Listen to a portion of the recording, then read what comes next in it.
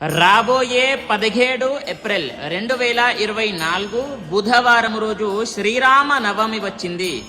ఆ రోజున మనము ఏం చేయాలి? శ్రీరాముల వారు పుట్టినటువంటి రోజు. ఆ రోజున మనము ఏం చేయాలి అని అంటే చూడండి, ముందుగా మీకు క్లియర్గా అన్ని చెబుతాను. ఫస్ట్గా మీరు తల స్నానము ఆచరించండి. ఆచరించాక స్వామివారి యొక్క చిన్న పూజ చెప్తాను, మీరు చేసుకోండి. లేదు ఆ పూజ కూడా చేసుకోవడం నాకు వీలు కాదు అని అంటే అది కూడా చివరిలో చెప్తాను. ముందుగా ఆ యొక్క పూజా విధానం ఏంటి అదే వినండి.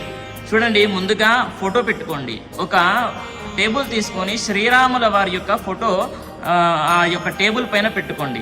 టేబుల్ పైన పెట్టుకున్న తర్వాత స్వామివారి యొక్క విగ్రహం చిన్నగా ఉంటుంది కదా, మీ ఇంట్లో ఉండే ఉంటుంది. తీసుకొని నీళ్లతోని కడిగి పాలు, పెరుగు, తేనె, నెయ్యి, చక్కెర, పంచామృతాలతో స్వామివారికి అభిషేకము చేసి ధూప దీప నైవేద్యాలు స్వామివారికి ఇష్టమైనటువంటి నైవేద్యం ఏమైనా చేసి పానకము మాత్రం కంపల్సరీ చేయాలి. చేసి స్వామివారికి నివేదన చేయండి. చేసిన తర్వాత హారతి ఇవ్వండి. అంతా పూజ సమాప్తం అయ్యాక చివరిలో మంత్రం చెప్తాను, చక్కగా వినండి. జై శ్రీరామ్ అనేటటువంటి ఈ చిన్న మంత్రాన్ని 108 సార్లు చదవండి.